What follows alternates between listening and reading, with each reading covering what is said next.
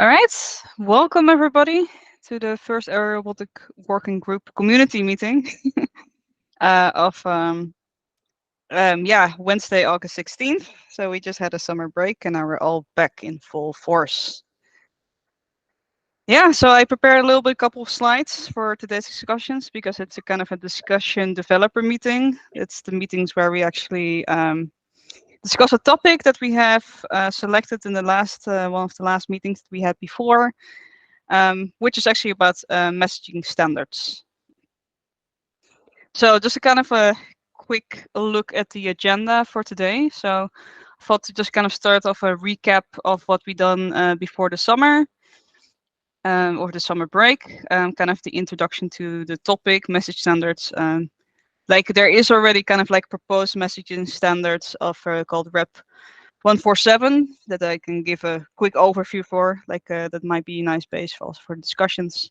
And then we have a couple of discussion topics of that we can discuss afterwards. And that will definitely fill up the hour. We might not even make it to the last slide, usually.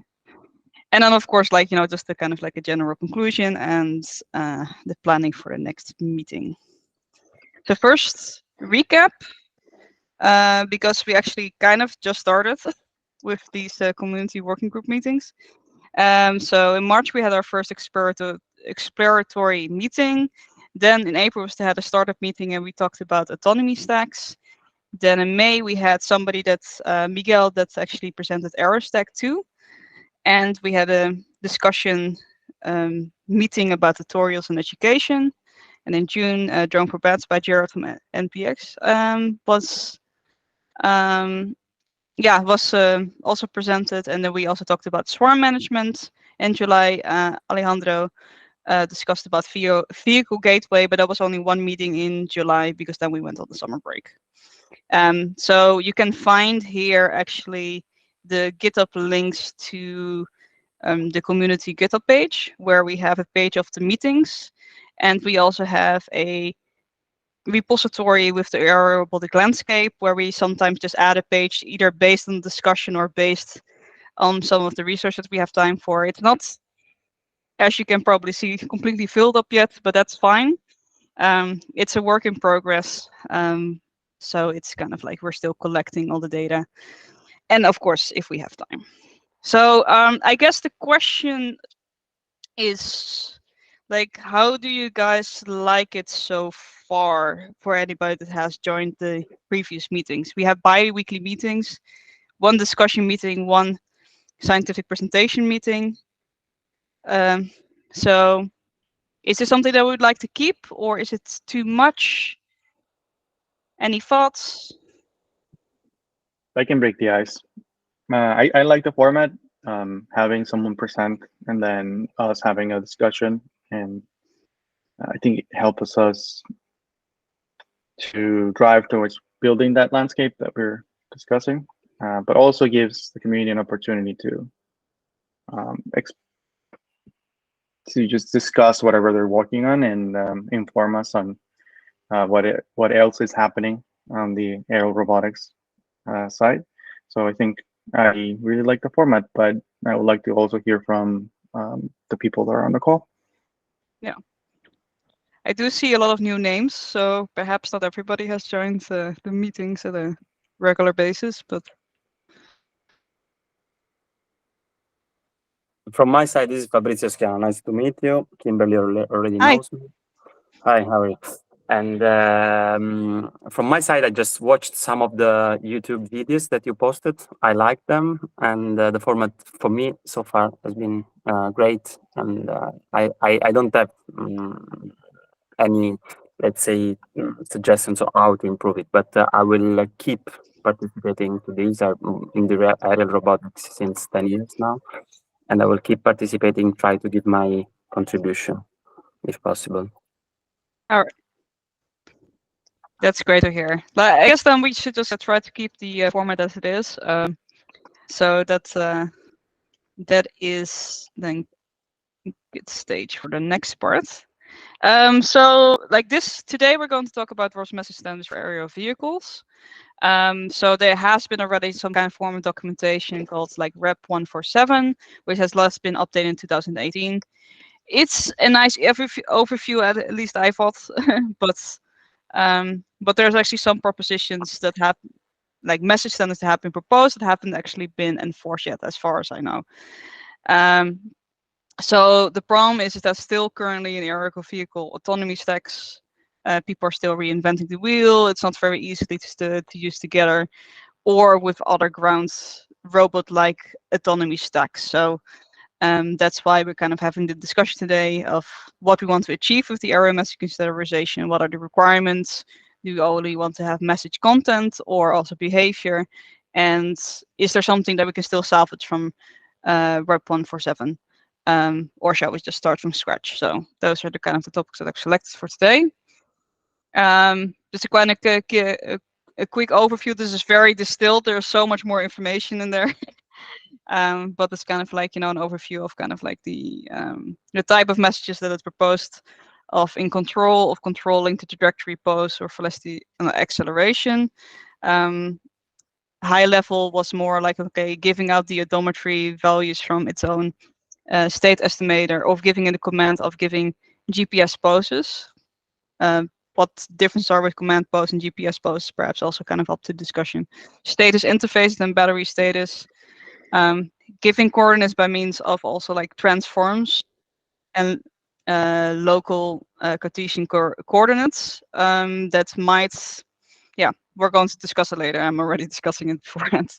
And I guess like there's some non-specified but proposed messages that we should also have something that does with obstacle observation and shared state and missions. Like I'm not like, I don't want to go through the entire overview. I think it's better for you guys to kind of read it in.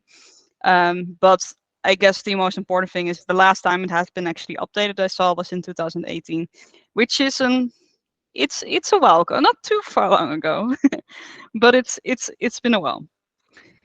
Yeah, why don't we take advantage of the fact that Tully is here? Maybe he can share a few yes, background knowledge on what happened with that spec.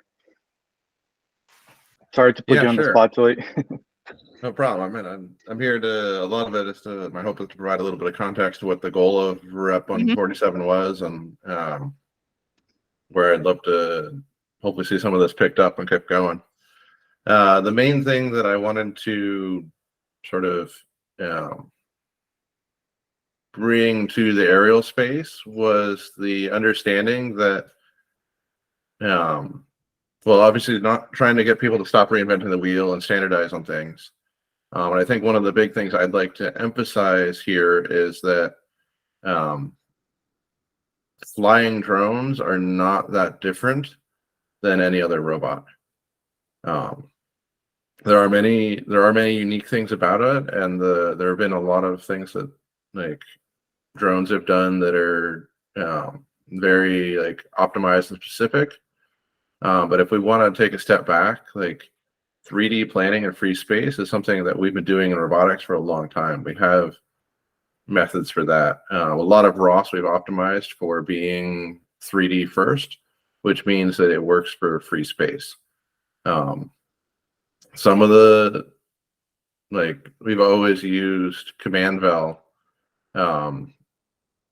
in ROS with 3 dimensions on it, even though most robots we were driving were 2D, because you could do things like, oh, well, maybe we actually want to keep track of where the hand is above the ground, or there's something like we've been driving drones since early on as well.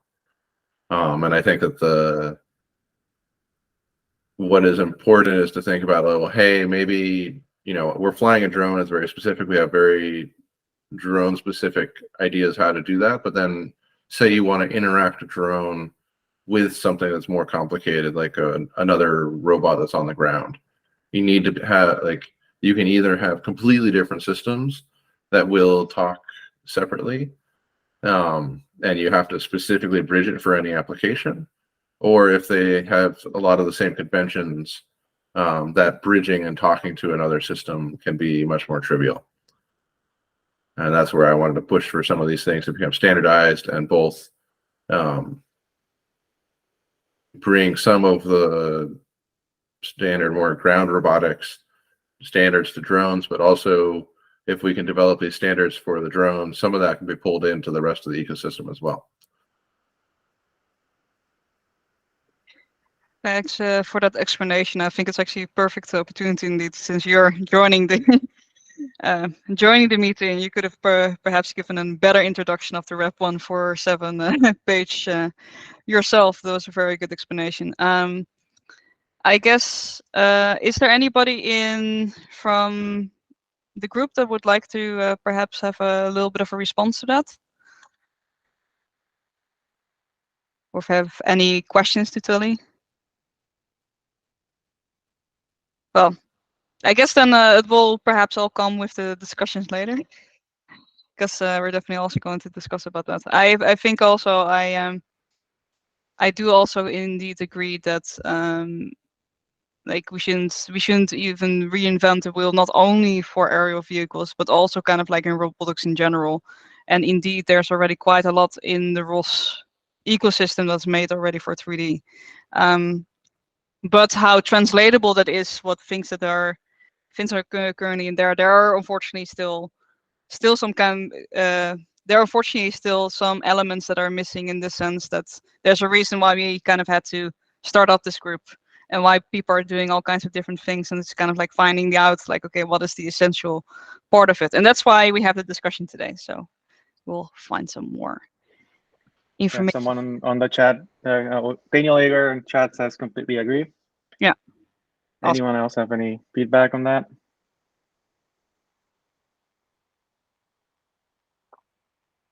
Again, Fabrizio here. I would start from like leveraging Tully knowledge about this, like trying to do bullet points on what he thinks are the limitations of Rep 147, beside what he just presented, just said now, and starting from there. Because if there are no limitations, like, let's leave it as it is, right? From my point of view, the multi-robot part is missing, as he was mentioning probably, and the communication with robots that are not of the same morphology, or the same robots on the ground, or robots from other robots. So this is definitely interesting, and we are actually doing something like this where I'm working at. But we are doing exactly what he said about bridging the two worlds: ground robots, like quadruped in our case, and aerial robots. So we're not really solving the problem in the end. We had a meeting a few meetings ago where we were actually talking about swarm management. So that's I don't know if you've seen that meeting as well. Yeah, that's what got me here in the end. Yes. Nice. Yeah. It's too bad that Ryan is not didn't join today, because he would have a couple of comments on this too, because I think he definitely would also agree with some of that.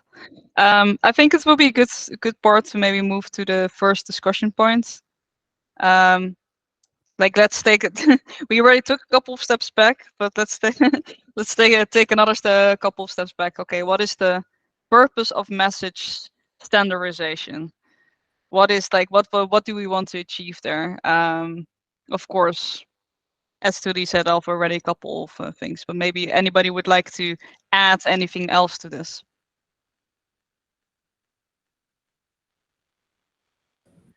Yeah. So I just wanted to bring up, like, standardization can mean many things. I think in the aerial robotics community, at least PX4 and ArduPilot, we have been using a standard message stack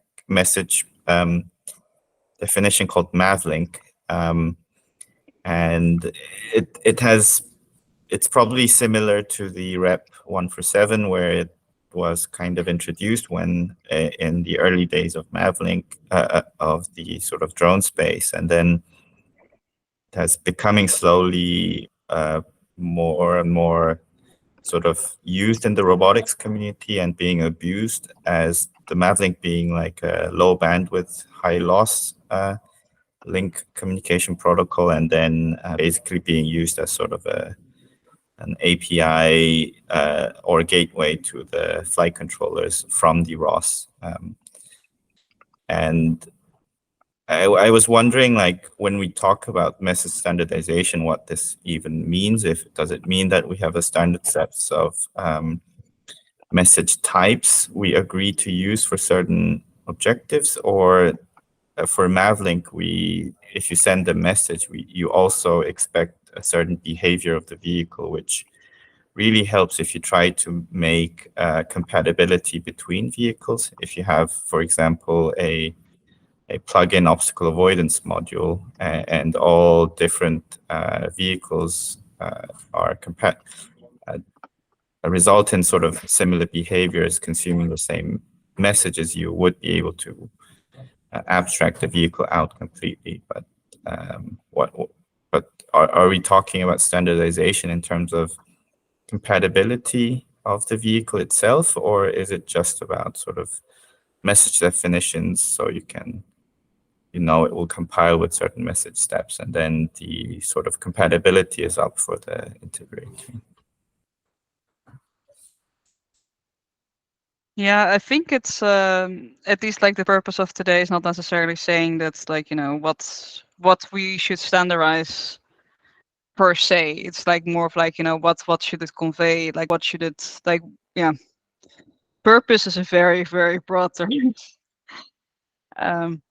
So yeah, but it's yeah, sorry, somebody want to say something?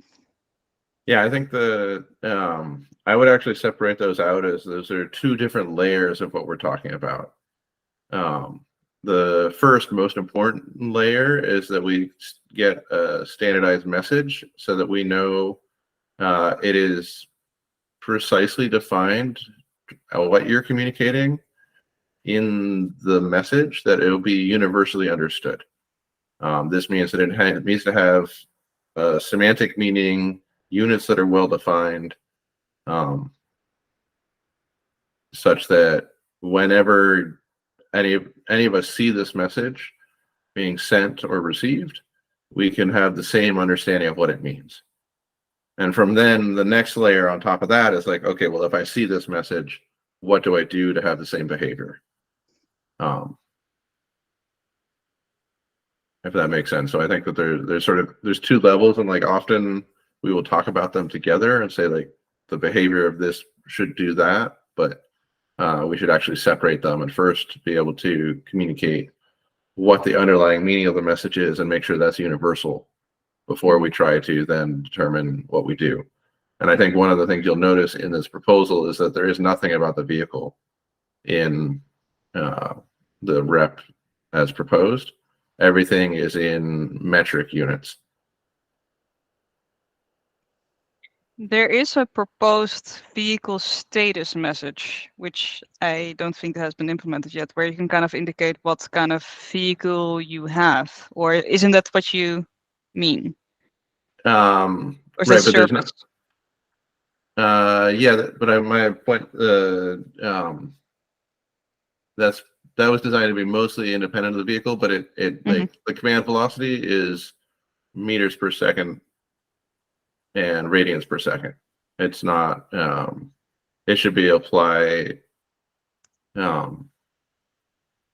It can apply to a big drone, a little drone, a quadcopter, a plane, any of those. Okay, yeah. I understand what you mean. Then if we're just talking about sort of the data format of the messages, how do we evaluate whether the message set we have defined is complete, or how would we sort of try to feel good about the standard we defined? Would it be just we have a simple use case, we try something out, we think that it's like the message said is already complete, or yeah, and then maybe a follow-up would be if I guess this would evolve anyway as time evolves with what we're using drones for, and how would this be updated? Who would be governing this code of standards in what way? Yeah, a future ROS Aerial official working group. technically we're still a community, so it's a community working group, so it's not in that stage yet. But it would be a good case if we had something more official from the Open Robotics organization that's able to, yeah, indeed, kind of oversee what is. Well, I mean, Yeah, for the sorry, for the yeah. reps and whatever, as a community, you can make these proposals. As an individual, you can make these proposals. Yeah. I think that what we've done very effectively in the ROS community is basically have these standards be developed by people doing them. I think the best way to show that this standard, like, you know, anything proposed here works and works well, is to make it work on one system well, and then demonstrate that it works on a second system. And as soon as you've got that, that is basically a de facto standard. And I would not worry about completeness. One of the nice things is that you can always have extra things on top that are communicated in parallel. And so what you want to do is you want to get to that minimum viable set. And basically, let's start with the stuff that we determine is most important, and slowly spread out from there. And one of the nice things actually is if you do that, is that you can say, okay, we're going to standardize like these core 4 messages, and then over time, you know, maybe one of us implements something and it works really well, and so that other people adopt it, and then we promote it to become a part of the standard. And then someone else prototypes maybe something different or a different area, and there's 3 or 4 different candidates for it, but one of them has precisely what we need, and we can all pick that up and then again promote it into the standard. So we actually like to see standards that are first start off as an individual implementation that are usually designed to be generic, but then get promoted. I think the example of this I can give is that almost all the core messages were developed at Willow Garage on the PR2. And obviously the PR2 is a very specific robot, but we started off saying like, okay, we're going to design it to be generic, but we're going to namespace it in the PR2. Like there's a bunch of old like PR2 messages. And we actually would prototype things in the PR2 messages. And then once they were shown to be valuable, we'd run them through review and promote them into places like standard message and common messages. We didn't do that for everything because some of them were like 0.32, like that's super generic. But you'll see that we actually, in ROS, Point Cloud 2 is now the standard message because we tried Point Cloud and we thought we did it right and it just didn't work. And so we ended up prototyping Point Cloud 2 and then promoting it up because it was, you know, much more functional.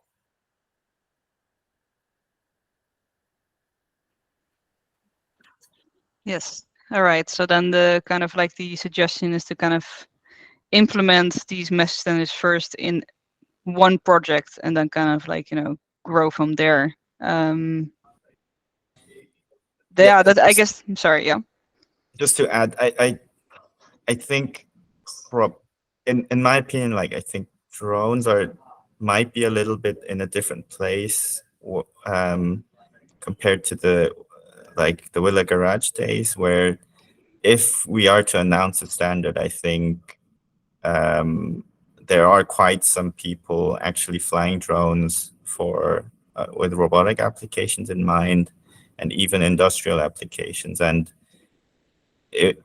I think it would be very nice if we are to announce a standard, something stable and sensible comes out of it, so that we can already convince people in the sort of real world outside academia to use it, and then to actually help them to bring up their use cases.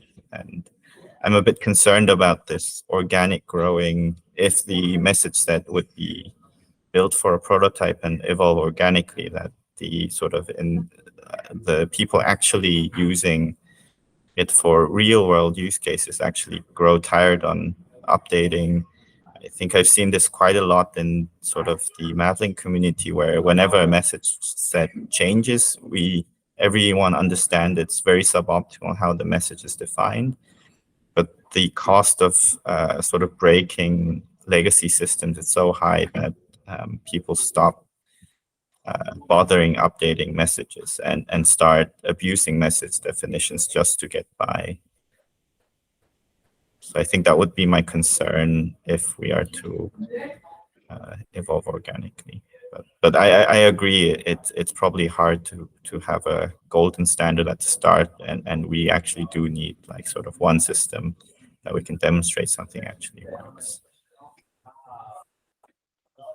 I guess it's perhaps taking yet more steps back.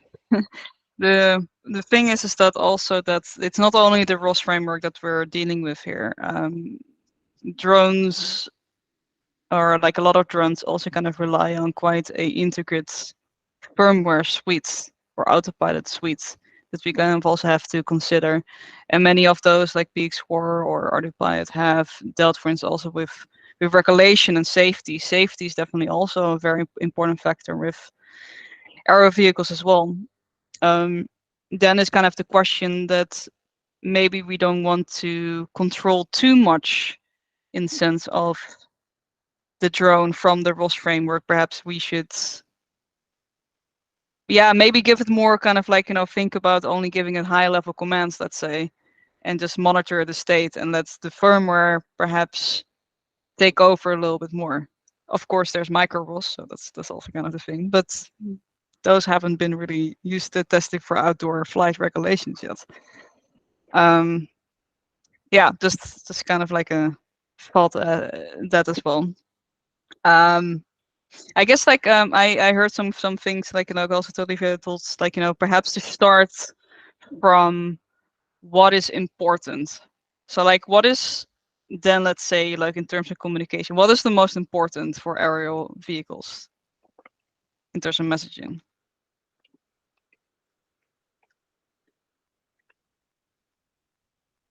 I want to comment, sorry, Kim, on the message set on definitions. I think it has a good point on we should probably have a goal in mind, like a milestone for a future standard interface. I think all the concerns exposed here are very valid, and we have suffered through an exercise of standardization that was perhaps very well intentioned and then evolved over time to be sort of like a catch-all framework. But I think there's an opportunity here to look into what others are doing right now with those frameworks, like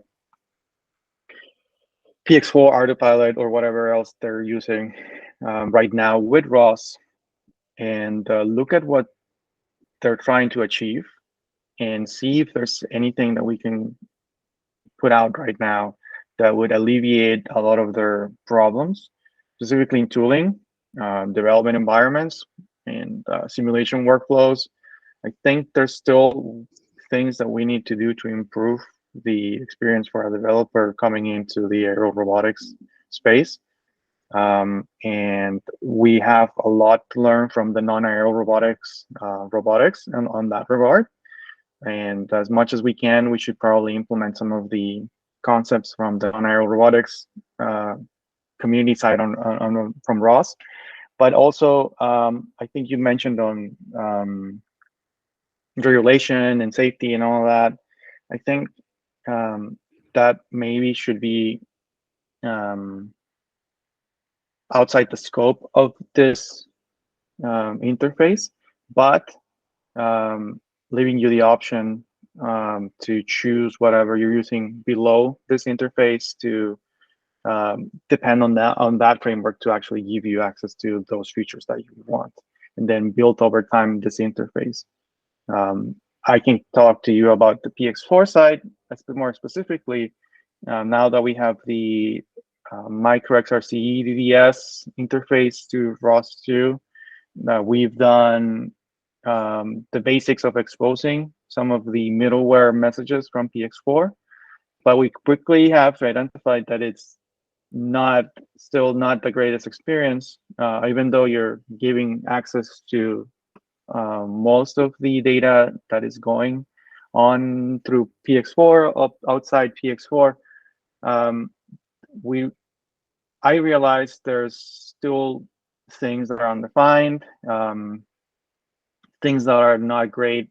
You need to explain how certain micro protocols that are implemented right now, like a mission. How do you do a mission through this interface? How do you do things that have already been known to work through, let's say, MapLink on PX4? So there needs to be an interface that is standardized already, and that is exposing all of those features from the stack on the ROS level. And I think that's where we should focus, and not specifically on the PX4 ROS interface, but more on the making this interface a interface that can be implemented by any firmware stack. And hopefully we can achieve parity at some level with whatever we already have that is non-ROS based, and then go from there. I think alleviating concerns and problems that are from current implementers that I think Jay has a lot of access to, and I think that's where he's coming from. Talking to that people and then understanding what their problems are and how we can help them. Like at the end of the day, like we just want to enable them to be able to add an arm to a drone and be able to pick up a ball or whatever they want to do. And they don't want to deal with the rest of the drone system. They want to deal with the robot that can just move and do X action that they're trying to program. So I think we should look at it that way. And sorry, I took a lot of time to say that. All right. I think it's probably best to go to the next part of the discussion, but I guess there's a lot of overlap already. You get a thumbs up from somebody. Very nice. I guess, like, we already talked about what are the important requirements. And then indeed, like the standardization type and topic of only or also behavior.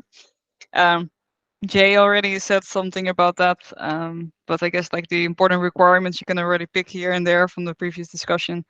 I guess like, yeah, the important requirement is compatibility between different autopilot suites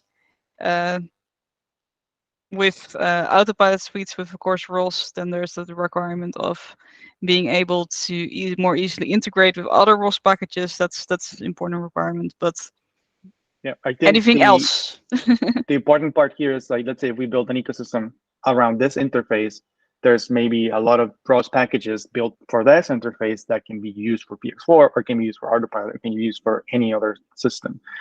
I think that is the power.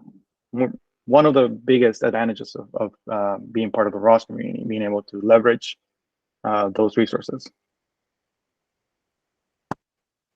Kimberly, if I can add something, like coming from academia and having shifted to industry, one thing that I saw while talking to customers and people that want to use drones is that, of course, you can imagine they don't want to modify what they have already, right?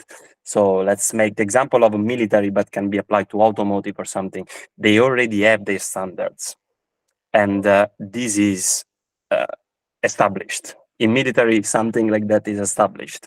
There is the NGVA. I don't know if you ever heard about this standard. It's NATO Generic Vehicle Architecture, it's called. They want you to be compatible. It's outside ROS. It doesn't involve, they don't even want to hear about ROS, but your ROS part needs to have a bridge with these standards. And this can be applied to automotive. So what I'm telling you here is we should not only talk between each other that we do drones, but also immediately talk to the people that then want to use them. Like it can be like someone that is doing warehouses inventory, or someone that is doing the military or whatever, automotive, and so on, or even solar panels, that you want your system to be compatible with this infrastructure that they use, and to monitor how solar panels, if they're good status or not, or something like this. Anything. Yeah. That's, in my opinion, so super important, because otherwise you feel you will be always disconnected, and drones will be seen, okay, it's a cool thing, but then it will take months to integrate them in my system. That's what I've experienced. Yeah, that's a good point. I think. Oh, sorry. Go for it. Yeah, I just wanted to connect that back to actually what Jay said, which was I think that one of the important things is that we don't like setting the standard is setting an interface. It does not necessarily have to change the implementation under the hood. You can have the interface that will listen to a nice standardized metric interface and then convert it into whatever else you're doing under the hood, which might be robot specific, it might be something else. If you just make sure to listen for like commands and incoming things on the standard interface and publish them on the standard interface, you can keep your proprietary legacy, whatever else is going on under the hood. And then but you still have compatibility because everybody will know, okay, I can just talk to the standard interface. Yeah, they have to be two different things. That's what I meant. Like your message standardization is something, but you cannot think about the message standardization, in my opinion, without thinking about the interface. I think it's super important also to talk about this when you talk about message standardization. But they're separate. They must be separate, of course. I mean, one builds on top of the other.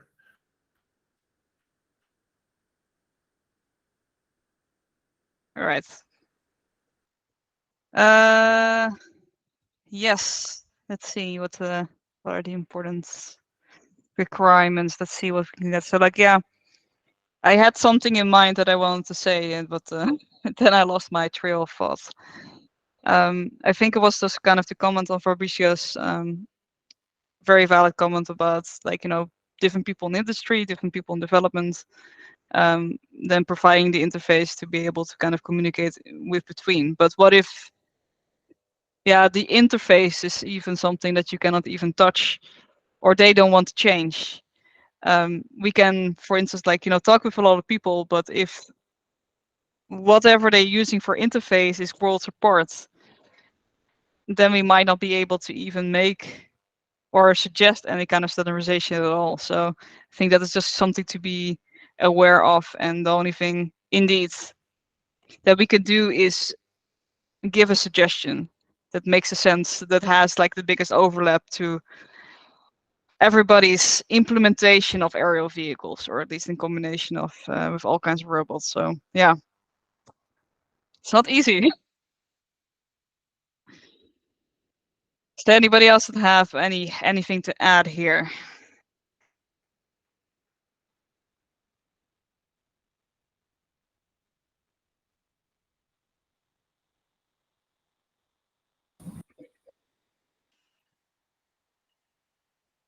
All right, we have a comment in the chat. Sorry. Oh yeah, go for it. Yeah. So what would be sort of the goal of what you can do with only the core standard message sets? Like, what would be the scope of? Yeah. So like, if we try to define like sort of the like minimal overlapping message sets as a standard, what would be like sort of the goal of what you can achieve with just the message set? For example, like I'm coming from like the PX4 community, and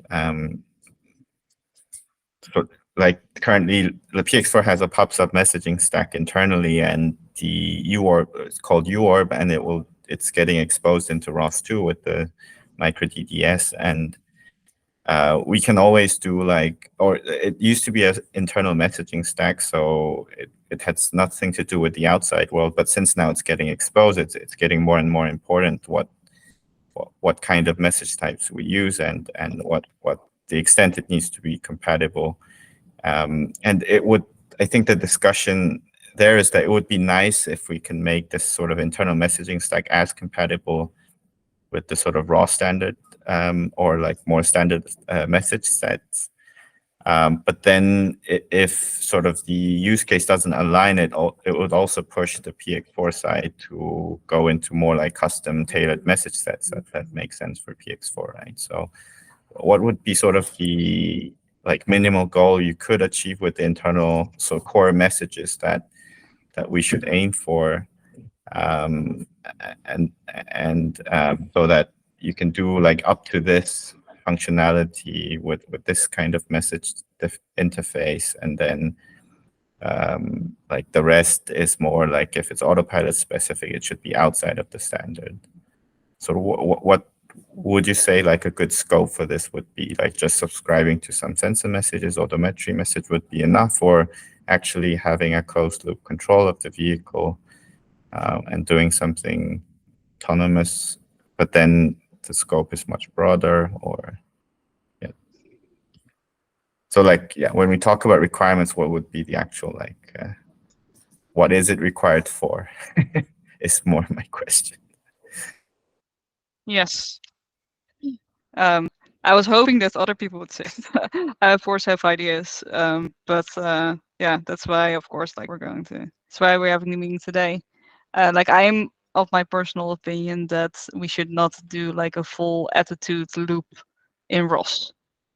That's like so things like attitude control, that you get like the IMU values and you have a PID controller on the side and you set the PID control back. It's interesting, perhaps from like a control theory point of view. Maybe you have some robotics courses that do things like that. That might be a nice interface, but for the actual application, I don't think that's wise to do.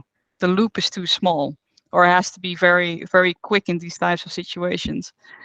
So I would rather say that a good level is kind of, for instance, like some kind of waypoint commands, let's say. Like you want the drone to go there or there, maybe perhaps going through it with a certain velocity. That's, I guess, like perhaps a good high level position where you can start from, and then go all the way to more of a mission level of, with actually achieving a certain goal. And that's let's say giving like from giving waypoints all the way to the mission level is, that sounds to me like a good level of things that we can have in ROS, if you understand what I mean. Plus some of the sensors, I would say, no? Like not the accelerometer or gyroscope, but some sensors must be in this message, I have the feeling, you know? Yeah, I guess like, of course it goes both ways.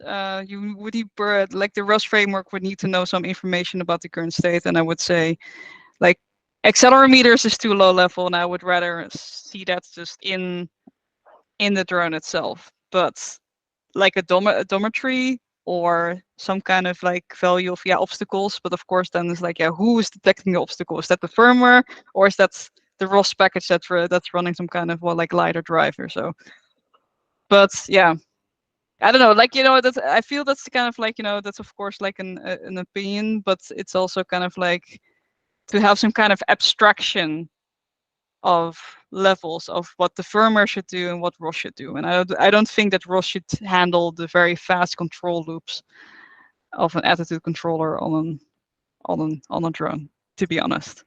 But I don't know, like, is that controversial? I don't know.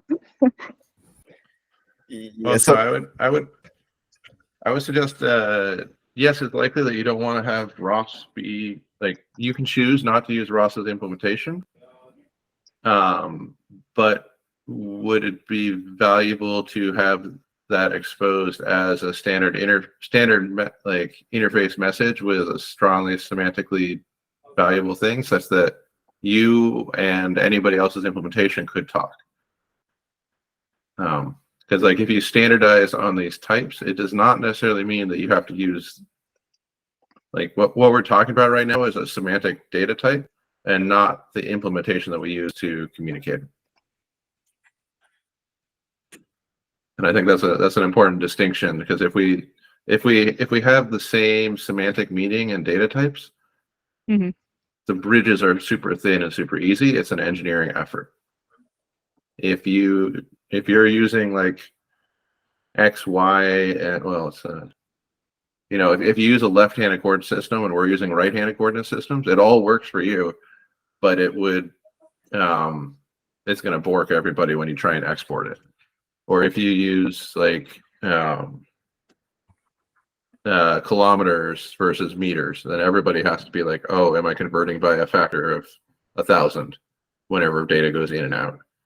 And that's actually more valuable than like needing we don't need to force an implementation.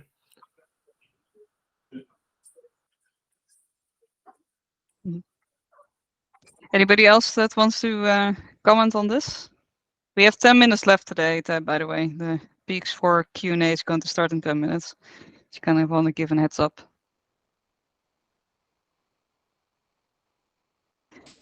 Yeah, so I think it would be nice if we can define like a good standard. I think it would be nice to also understand like the scope, what you can, like how far we want to define the standard, and with a clear mindset, or at least what to expect from the standard. I think that's what's a little bit unclear for me, at least for me right now. Okay. So perhaps maybe this kind of like to go to, yeah, I don't know if the next part is then going to be handy to discuss or not. Because like if we need to, I guess like if it's still unclear of like what the standardization should look like, then that is perhaps maybe a better standards better fruit for like the further discussion as well. But maybe just kind of like, you know, just a general question, I guess, also based on your comment on my thread on discourse, Jay, from is it an idea that we can, for instance, like, you know, just take the rep 147 just as kind of a base? Because I don't feel that there's that much harm to kind of start from there. There are some pretty good stuff in there anyway, but it's maybe yeah, what do I want to say with this? Or shall we just kind of like, you know, have yet another discussion of kind of what do we actually want to achieve with this? Yeah, so my comment was not that Mhm. the standard was bad. It was Yeah. more like I have tried to use like as a standard the message sets, and I have felt a bit like some are aligned and some are actually a bit far from reality. For example, there's like this multi-DOF trajectory message, which for drones, I think you normally don't use trajectories anymore, or it's not the best way to define an objective from a high-level planner, and things like that. So I think I was just saying it would be a nice opportunity to look back, and if we wanted to start from scratch a very nice standard, it's probably now is the only opportunity, since if we do announce it, people will be on top of a certain standard that will be hard to fix once more people use it. Yeah, I mean, I think I would definitely recommend starting small and adding incrementally on the things that you can like. We can be like, okay, that's like anything that goes into the standard should be not controversial. I think what's there are things that Lorenz and I sat down and sort of brainstormed, like where would we like to see things go to propose them. Obviously, it's been what 5 years since the last update we made to that. A lot has changed, a lot has improved. And it's fine to like say, okay, well, that was some of these things were speculative and like trying to push the industry in a direction. But let's just simplify down. If there are things that are controversial, like just take them out. And that's where I was talking about the iteration is not so much. I would like when I talk about the iteration, I usually want to do additive iteration, not the like, you know, breaking changes like, oh yeah, we decided to change things and turn things upside down.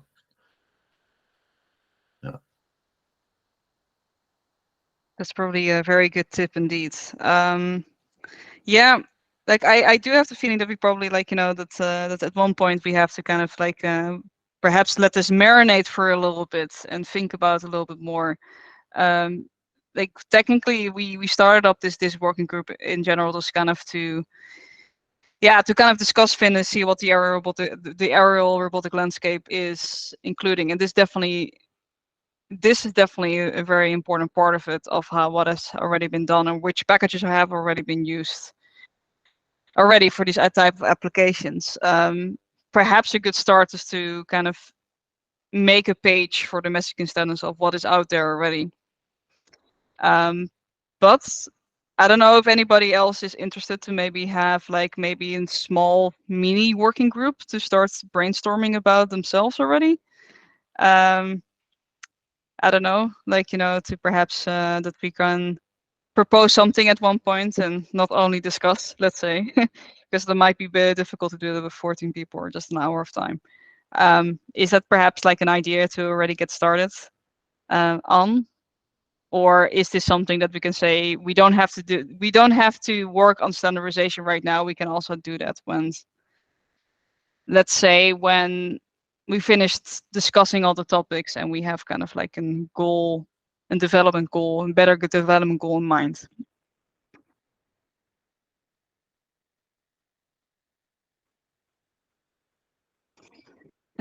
Let's see. Somebody in the chat said like Nikhil agreed, like Tony mentioned, we can pick a simple small project, let's say focus on area navigation, start looking where the expansion of existing messages is required.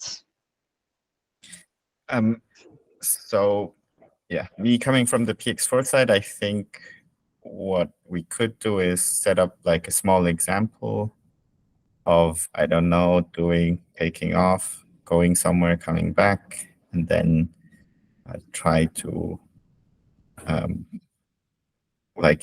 try to get like the standards inside the UORP, like going back and through the FMU and see if it makes sense, or if there's things that we don't like, or things that we like.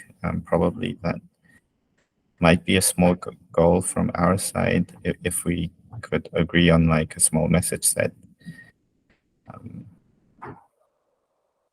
Yeah, that sounds like a good plan. Of course, I hope that you of course have time for this, but let's see, or if we can find somebody that has time for this to work on this example as well. But it would be nice to have something to start out with, right? Because it's quite a daunting task, it seems. Yeah, so like somebody also like Arsh is saying that the second option is better. We can go through all the topic states, the requirements for all, and we refer that for brainstorming for standardization. Which second option do you actually mean?